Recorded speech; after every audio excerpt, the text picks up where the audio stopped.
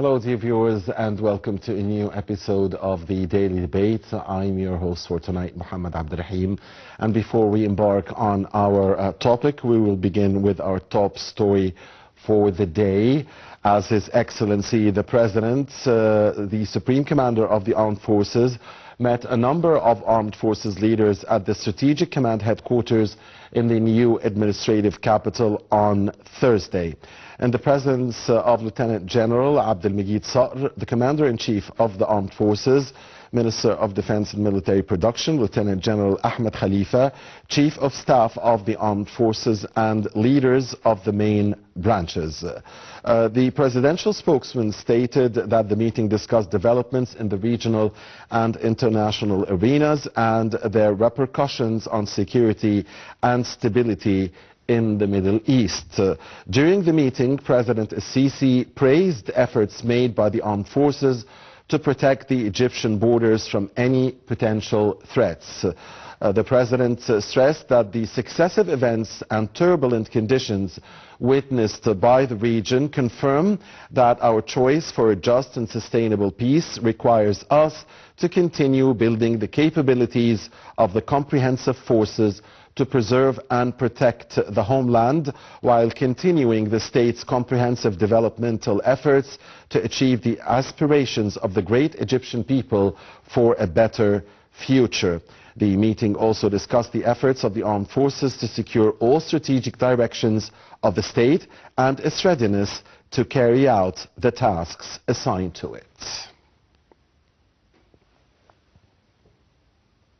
Now to our main topic for tonight. The contemporary technological landscape has witnessed unprecedented advancements that have revolutionized the way information is created, consumed, and even manipulated.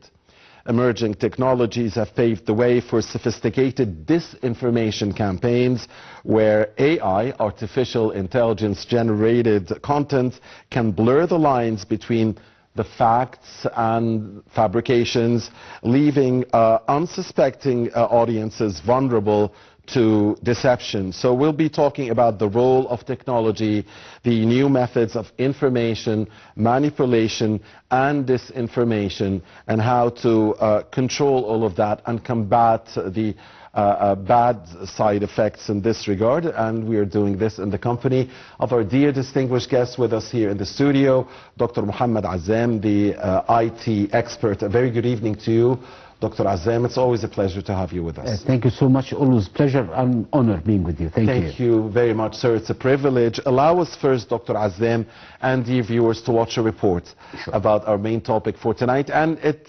specifically tackles the ways to combat disinformation. Let's watch.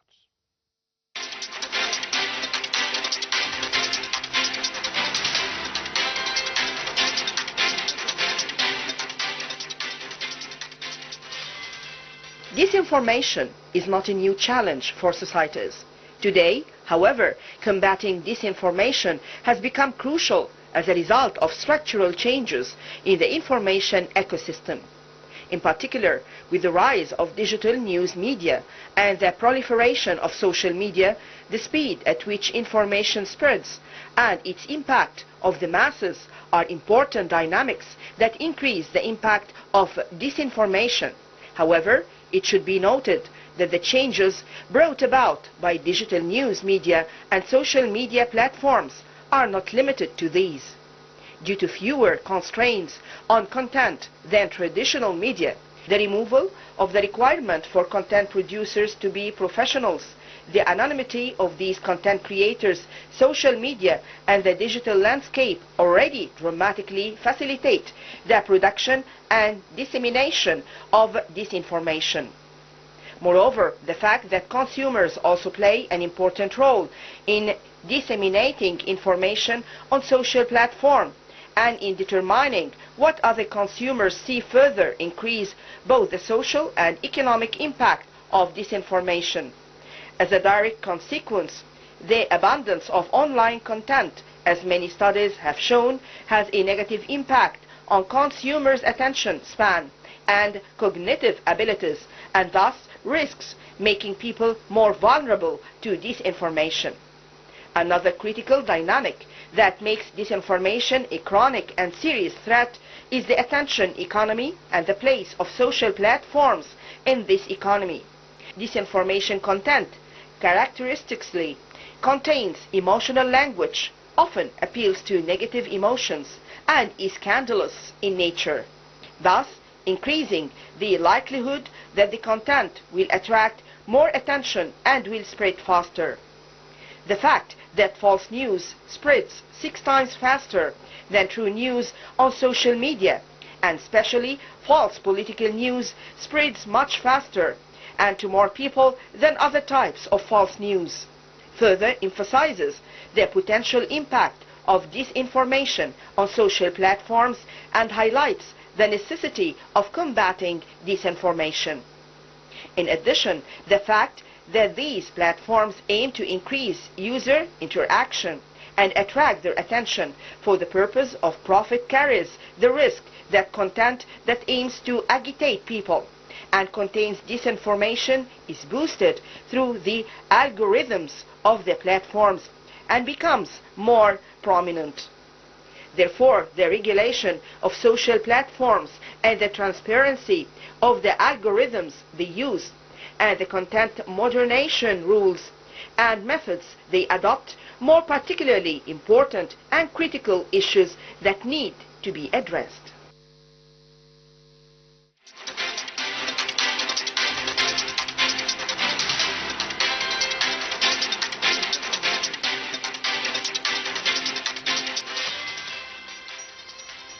Welcome back, dear viewers. Thank you very much, Manal Al-Ibyari, for this report, and thanks also to Rasha Abdelhamid back here with Dr. Mohammed Azzam, the IT expert. So, Dr. Azzam, we listened to the report. Actually, what really caught my attention more than anything in the report, the fact, and it's amazing how this can be measured, but what was stated in the report that false news spreads 6 times faster than accurate news. That's concerning social media, and the political news tend to even spread, false political news, even faster and faster.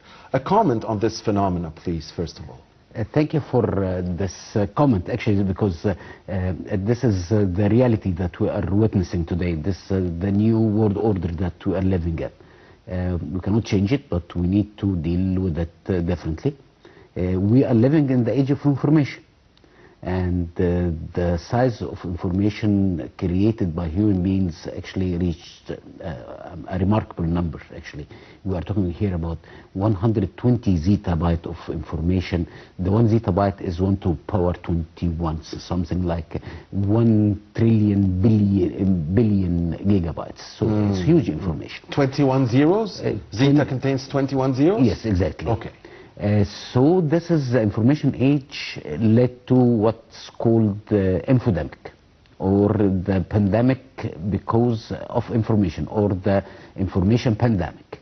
And of course it hurts us a lot.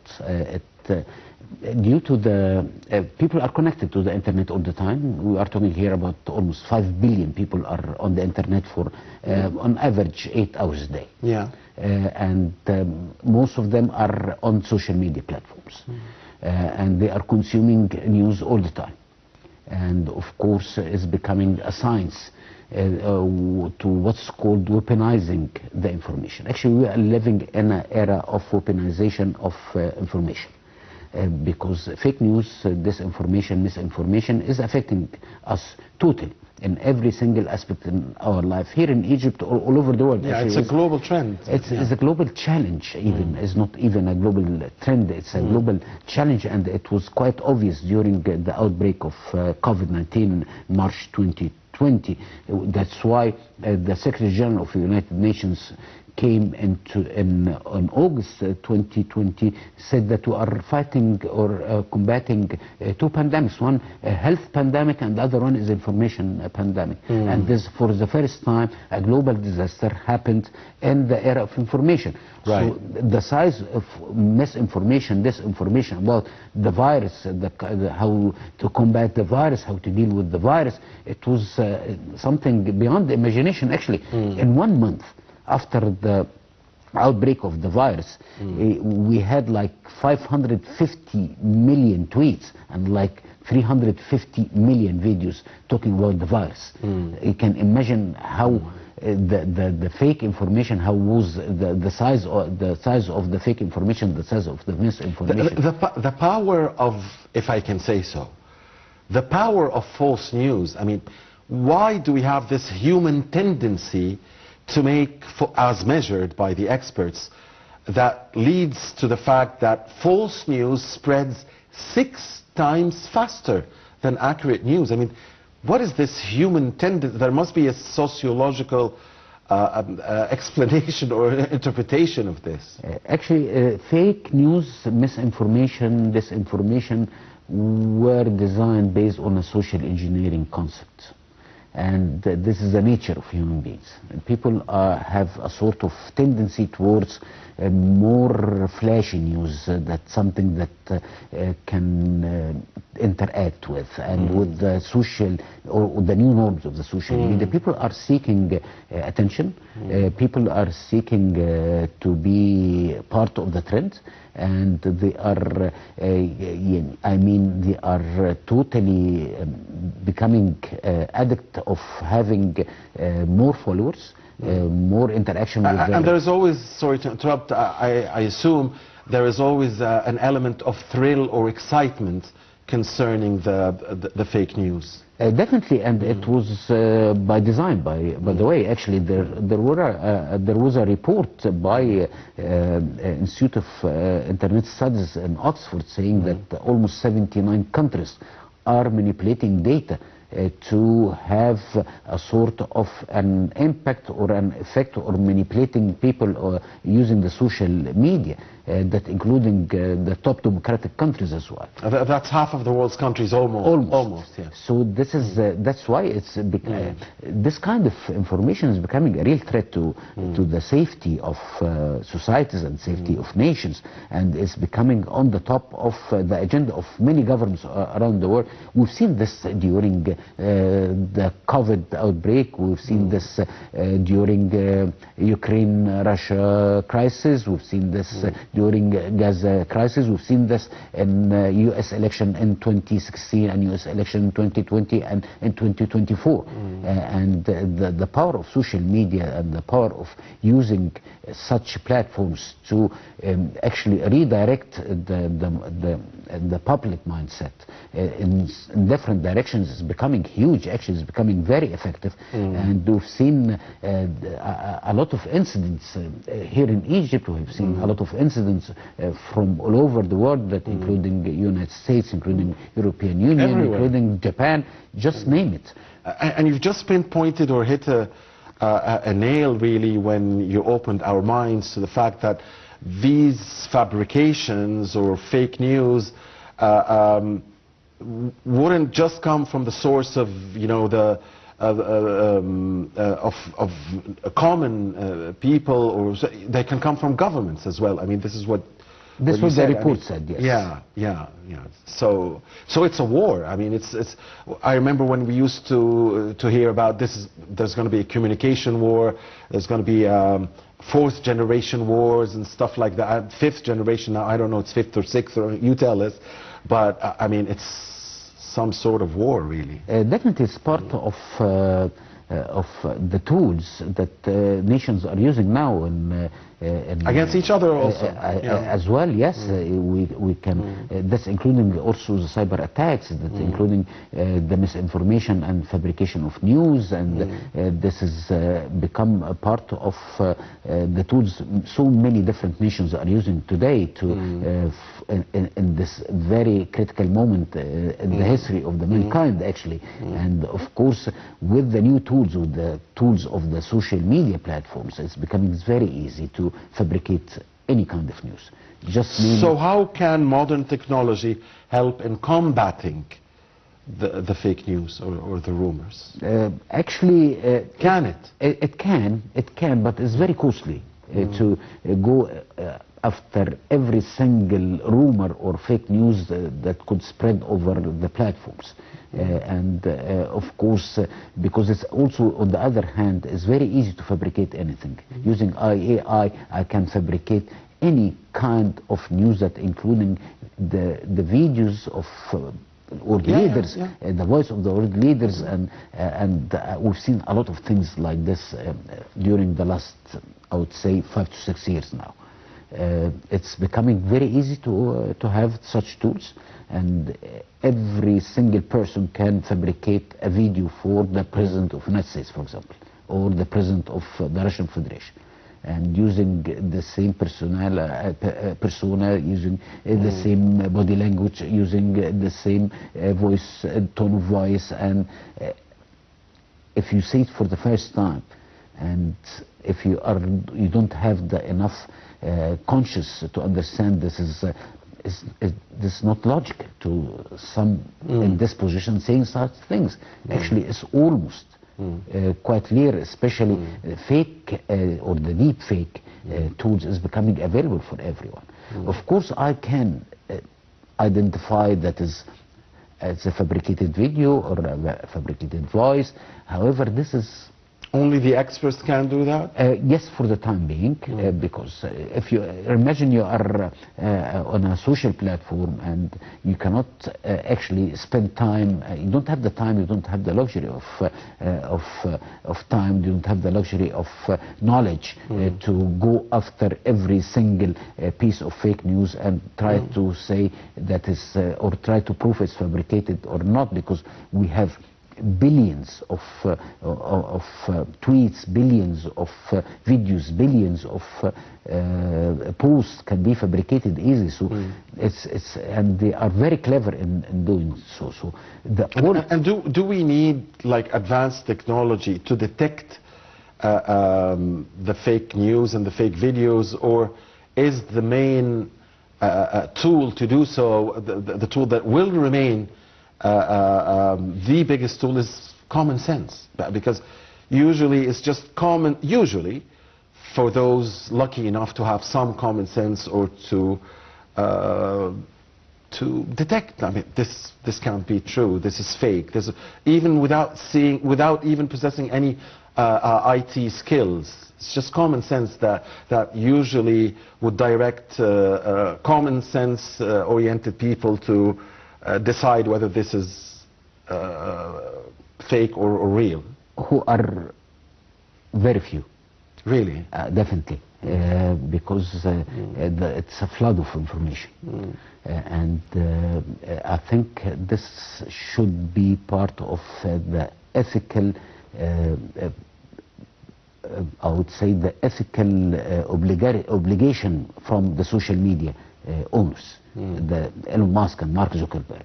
Since you mentioned Elon Musk, I mean, I was just thinking of U.S. President-elect Donald Trump, who said that common sense, he used this word a lot during his campaign, common sense politics and common sense policies. So, and it seemed, at least according to the American people, that he had more common sense than his opponent, or else he wouldn't have won. So, so there are not few, there are a lot who have common sense, judging from that perspective. Yes. However, I think it's part of the, if you're talking about here about the masses, I need to protect the consumer of my knowledge, or the consumer of the data that they are on my platform.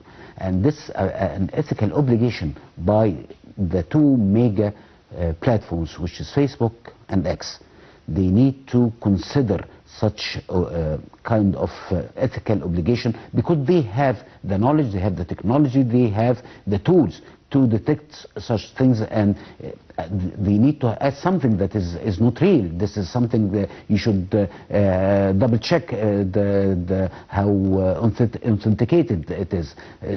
For individuals, it's very hard to do so. So this should be part of the ethical practices of the major social media platforms, to be sure that they are protecting their consumers, they are protecting their subscribers from this kind of massive fake news and misinformation and disinformation, because, as I told you, they have the right capabilities, they have the technological capabilities, they have the financial capabilities to do so.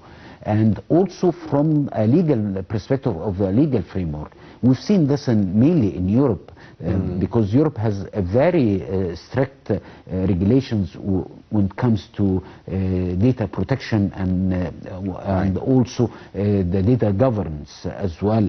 And there's a new Data Governance Act actually issued a few months ago in Europe, and based on such legal framework, they were able to fine Meta with 1.2 billion due to their misuse of information.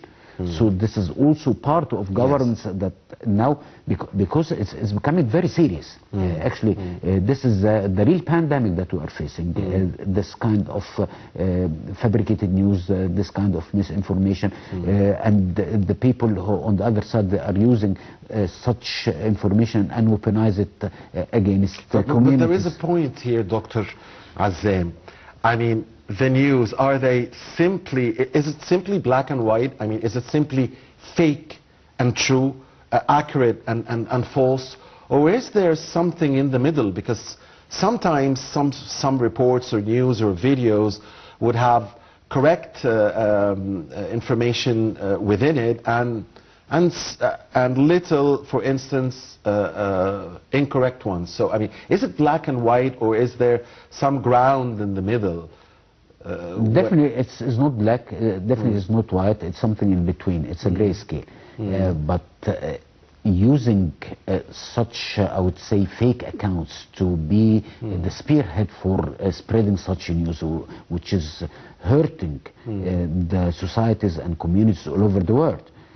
So this is another thing that the owners of the major social media platforms, they should consider. And if you look back to almost 2 years ago, when Elon Musk bidded for having or have a full acquisition of Twitter at this time, and it is something like 44 billion deal. It was a huge deal, and one of the things that was hindering the full acquisition of the platform was the number of fake accounts, because Twitter at this time said it's 5% and Elon Musk said it's like 15%, and this part should be there is also a way to eliminate such fake accounts, because Elon Musk said that I'm not buying a platform with 15% or more with fake accounts. I need real people to deal with, because they are the main source for having my advertiser agencies or companies putting advertising on the platform to reach to real people, not to fake accounts actually generated most of the time by AI bots. So this is also a concern. But unfortunately, what happened on the other side was actually deepened the problem of fake news and misinformation, disinformation, is the case of verification that both mega or the two major platforms are doing now. With $7 you can have the blue mark actually on your account. This a cup of coffee in the United States. So anyone can have a verified account that was in the past only for celebrities, for politicians, for the world leaders, for the government officials. Now we can have it. This is actually, I would say, this is another case in the social media, because everyone with 100 followers can have a verification account, and such accounts are the main tool for spreading such news, because they are giving the impression they are real accounts, they are verified, and this actually deepened the problem or taking the problem to a serious level.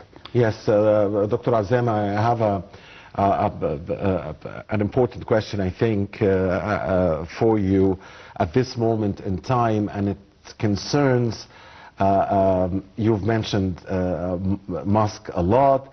He's the world's richest man. He controls much of the world's social media. He's a very close aide and will be working with the world's strongest man, the President of the United States. So how will this change the landscape? This is my question. I cannot not ask this question at this moment in time. How will this change the landscape of social media in the upcoming period? But please allow us to get the answer after watching another report, Dr. Azzam and the viewers, about our main topic here for tonight, and it is about the emerging technologies and automated fact-checking tools, techniques and algorithms. Please stay with us. Waiting for the answer and the response from Dr. Azzam after this report.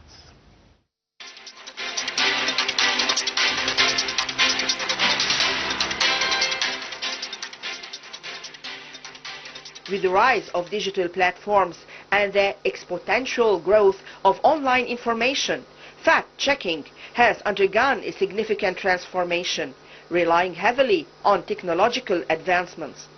Artificial intelligence, AI, and natural language processing, NLP, have revolutionized fact-checking processes, enabling the analysis of vast amounts of textual data in real time. Increasingly, more complex algorithms can identify patterns of misinformation, detect misleading claims, and streamline fact-checking efforts, allowing fact-checkers to keep up with the sheer volume of information circulating online. Automated fact-checking tools that are becoming increasingly more popular among fact-checkers often rely on the very technologies that aid in the creation of dissemination of disinformation and information manipulation. These tools use machine learning algorithms to assess the veracity of claims and provide fact-checkers with near instant results, although the accuracy of most methods have long been imperfect and defined in terms of confidence intervals. By automating the fact-checking process, these tools promise greater efficiency and scalability, facilitating the dissemination of accurate information to counter falsehoods more effectively. Blockchain technology has also entered the fact-checking arena, offering a means of enhancing trust and transparency in information verification. By timestamping and securing verified information, blockchain ensures an immutable record of claims and their accuracy. The decentralized nature of blockchain provides an opportunity to counter information manipulation and create a reliable source of truth. Deep fake detection technologies, while originally developed to combat the rise of deep fake content, have found relevance in fact-checking as well. Fact-checkers are increasingly concerned about the use of manipulated audio and video content to deceive audiences, making deep fake detection a crucial component of their toolkit. Despite the potential benefits of new technologies in fact-checking, debates abound concerning its efficacy, challenges and potential biases. One major debate revolves around the ability of fact-checkers to keep pace with the rapid spread of misinformation in the digital age. The tension between fact-checking and free speech is a persistent debate that lies at the heart of information verification efforts. While fact-checking aims to counter misinformation, some argue that overly aggressive fact-checking may lead to accusations of censorship and infringement on free expression.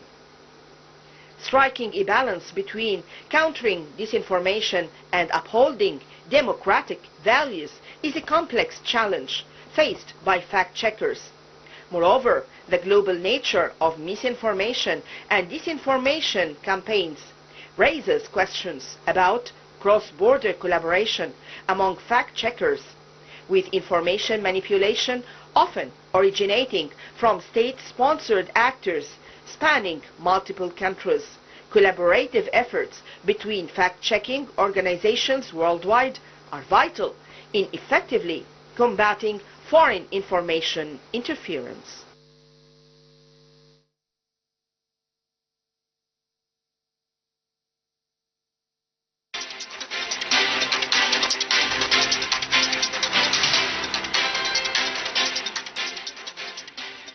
Welcome back. Thank you, Manal and Rasha. Again, we're back here with Dr. Mohammed Azzam, the IT expert. So, Dr. Azzam, before the report, I was asking you, how will the presence of the world's richest man who controls much of the world's social media, being at the White House now, how will this affect the future of social media in the world? I think Elon Musk is betting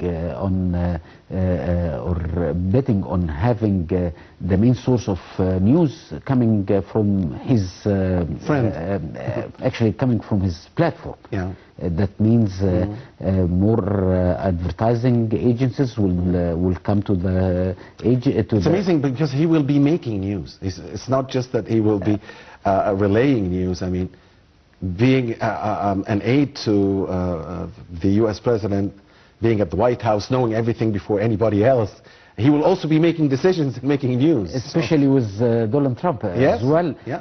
Actually, this has started during Barack Obama era. Actually, in 2008, he was the first president to use social media, and he was able to address youngsters and talk with them, and actually this helped him a lot to win the race, the presidential race.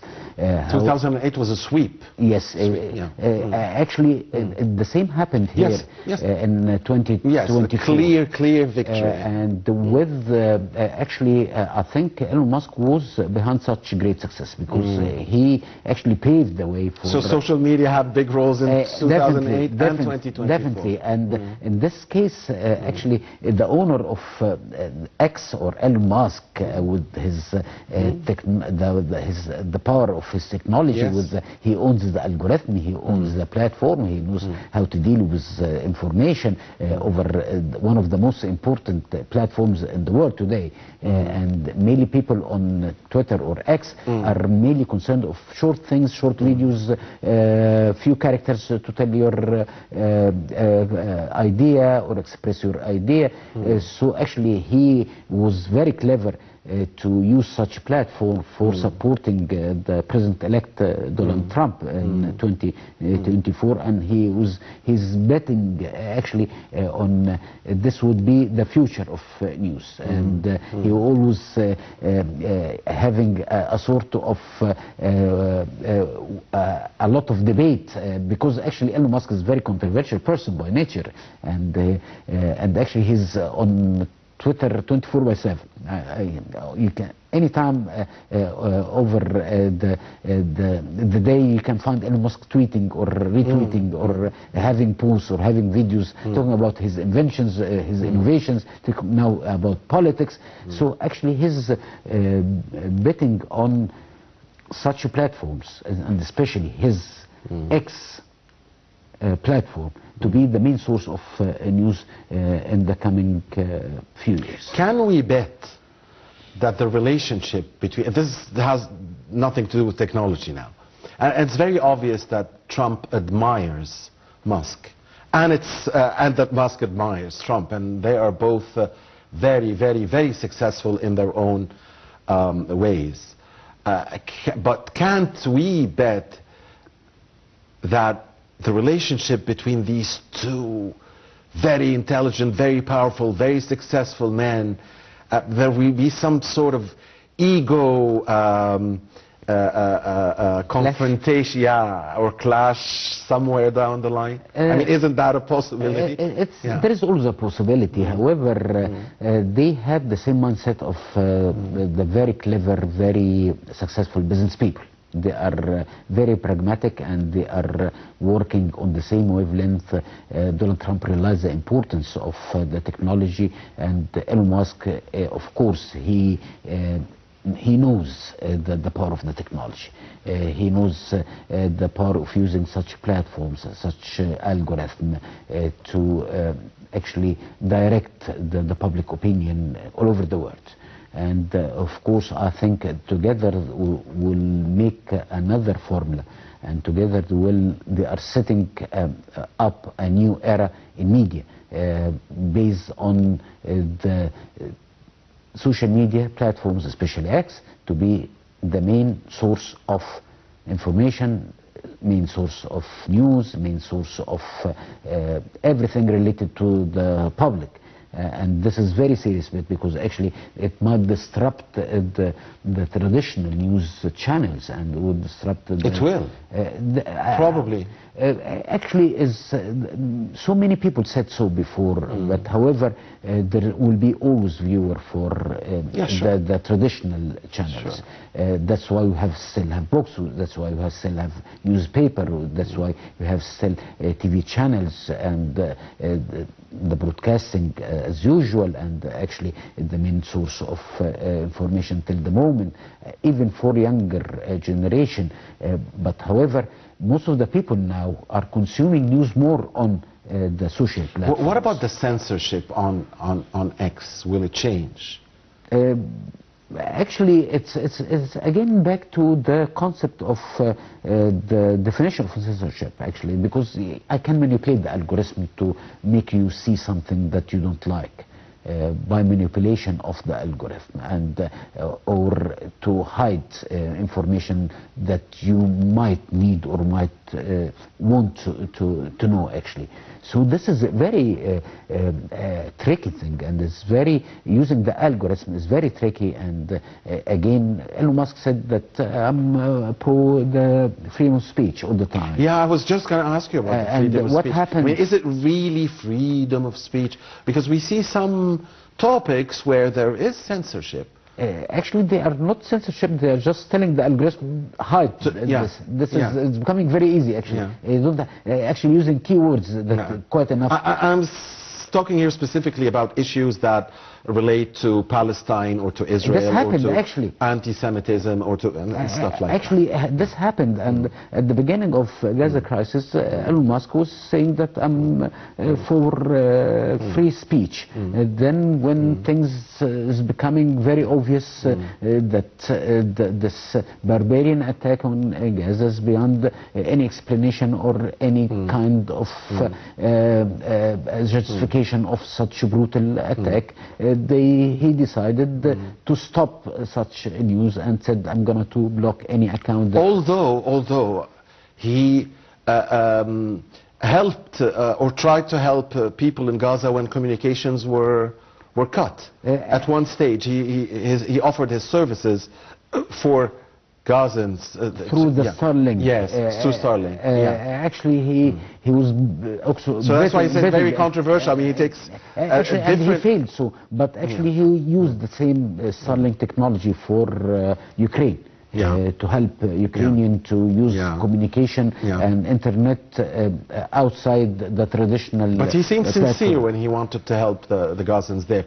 I'm talking about when you described him as controversial, because sometimes indeed we see positions that seem to be right and left and opposite to each other, and we just mentioned two of them now.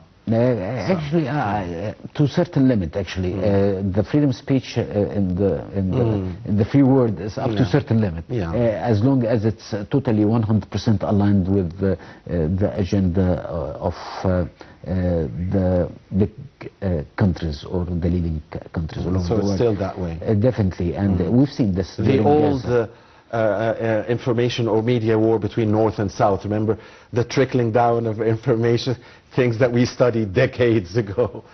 Unfortunately, our time is up. But dear viewers, we have time to thank on behalf of you our dear distinguished guest, Dr. Mohammed Azzam, the IT experts. It's been a pleasure, sir, and fun. Thank you very much. Thank you so much. Always pleasure, honor. Thank you. Thank you, Dr. Azzam, and thank you, dear viewers, for watching this edition of the Daily Debate. Please stay with Nile TV.